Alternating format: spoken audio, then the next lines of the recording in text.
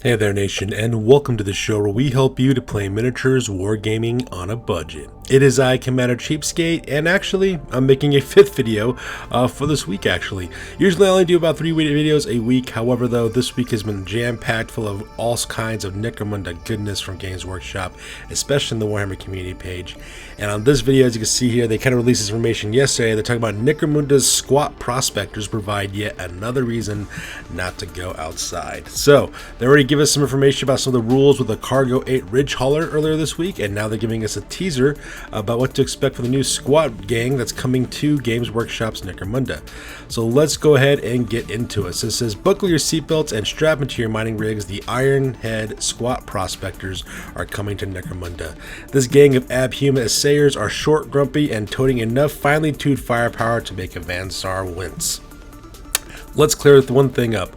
Unlike the Leagues of Votan, these guys are called Squats. They came to Necromunda as a cleanup crew in the wake of the Horus Heresy, and they've been here ever since. What can we say? The Heresy needed a lot of cleaning up, and the millennia since, the Ironhead mining clans have had minimal contact with their cousins in the Galactic Core. So here's a little illustration of what these guys kind of look like. It's kind of funny because I remember some people kind of were upset the way that these guys look with their paint job as well as their helmets and their gear, but I think they look kind of cool.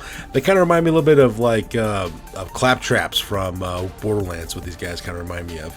I know people don't like the helmets because they're kind of goofy looking, but still, I mean, look at these weapons though. I mean, they look really, really impressive. That's like bolter weapons there, stub gun weapons. It looks really cool. Now, continuing on, it says, while they might lack the truly prodigious weapons technology of the leagues or their helpful robot partners, the artisanal armaments of the mining clan still pack quite a punch, especially in comparison with the rest of the scavenged junk most underhivers think of as guns.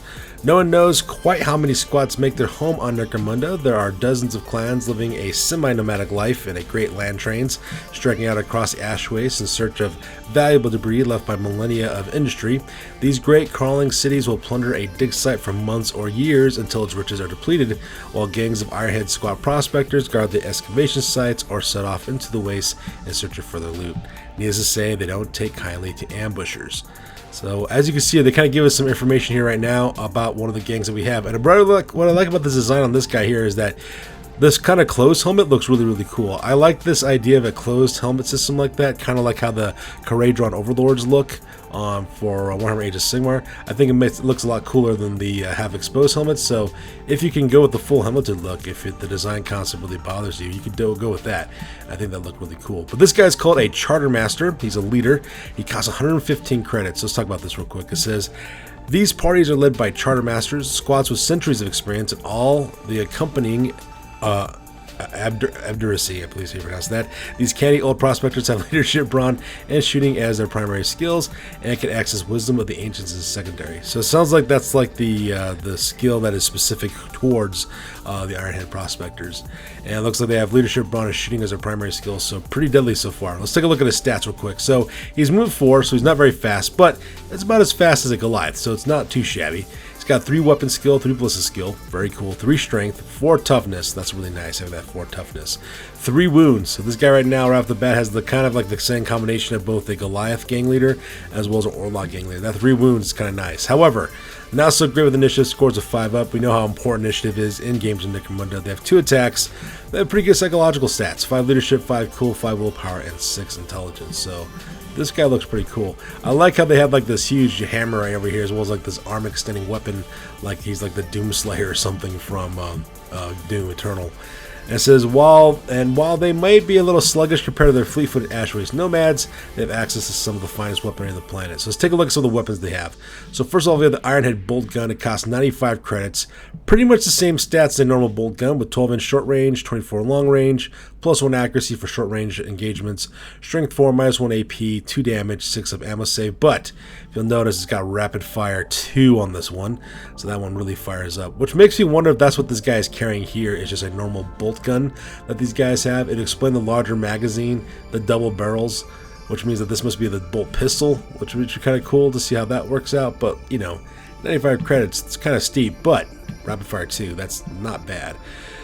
Then we have what's called here the Ironhead Hand Flamer, costs 85 credits. Pretty much the same kind of template for a normal hand flamer looks like, except that we have this new Firestorm ability. I wonder if Firestorm is kind of like Rapid Fire for guns, but Firestorm for flaming weapons. If that's the case, having an automatic firing, rapid firing hand flamer would be absolutely terrifying if they actually do that. That would be scary. And then we have this one here, the Ironhead Melt-A-Gun, which is 155 credits, 6-inch short range, 12-inch long range, +1 accuracy for short range engagements, strength 8, -4 AP, 3 damage, 5 up on the ammo save. It's got Melta, scarce, but it's a rapid fire Melt-A-Gun. That is just insane. I cannot imagine what that'd be like to actually getting shot out of 3 times by this Melt-A-Gun. That is terrifying. It says, yes, that's right, a Melt-A-Gun with rapid fire. There's more where that came from, and none of it's nice, unless you're a squat. You can even wield some weapons hand-free, mounted on your snazzy power pack. So I imagine that's what these guys have in his back here. I imagine that back here is a power pack, and these are the weapons that operate the power pack. Kind of like, I imagine it looks like something like that character Mayfield uses on Mandalorian, Bill Burr's character from The Mandalorian. If you guys ever watched that show, he has like this backpack with a mechanical arm with a blaster attached to it, and that arm just kind of shoots on its own. I think that's what they're kind of talking about here, which is kind of cool. So let's talk about some of those. You have what's called a Stone Burner, which costs 70 credits. It's got 2-inch range for short range, 4-inch long range, 5 strength, -2 AP, 2 damage, 5 up in the ammo roll.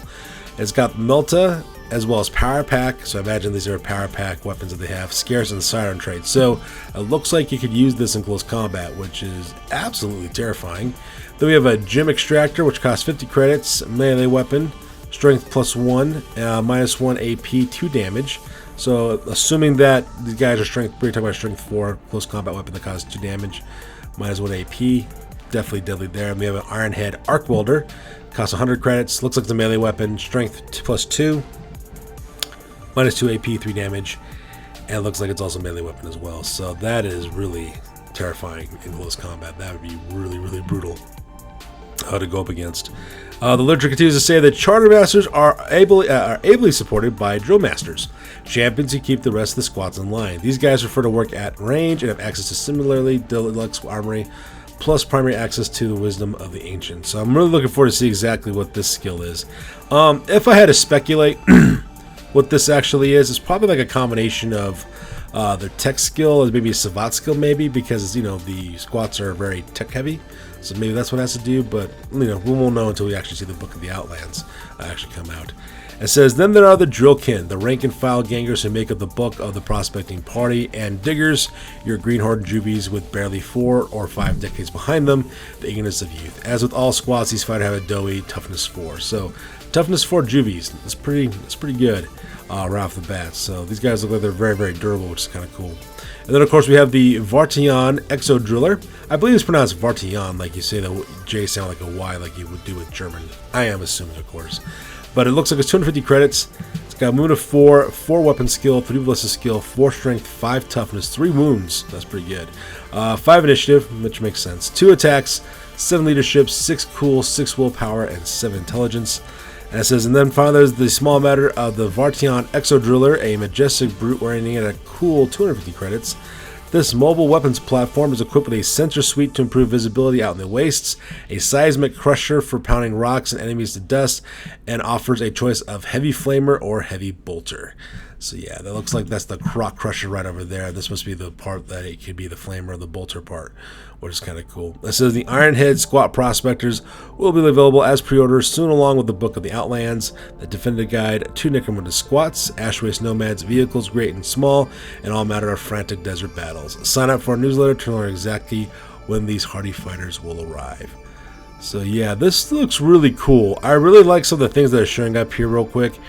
If I had to guess, I imagine that these squats, Ironhead Squat Prospectors, I imagine they're going to be a pretty small gang, if I imagine. Just from the point values alone from some of these guys and the weapons they carry, you're probably going to have a very small gang, probably starting off between 5 to 6 fighters at the max, probably, especially if you equip them the right way.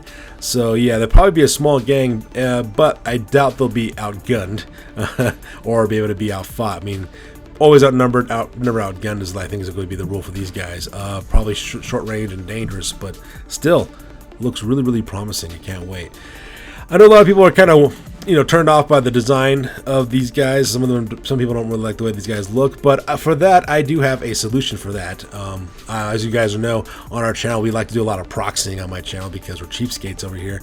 So my solution to be, if you don't like the way these guys look, maybe just buy yourself a box of Ridgerunners Overlords, like an Arcanaut company. Make them look very steampunky. My buddy Iron Major plays a Squat Venator bounty hunting gang right now in our Ash Waste campaign that we're running, and that's what he does. He uses Ridgerunners Overlords. They look absolutely fantastic on the tabletop because they're very steampunk looking. So, maybe you might want to go with that if you don't like the way these guys are looking so far. But yeah, usually I don't make so many videos in a week, but I just couldn't help myself, not with this new information being rolled out.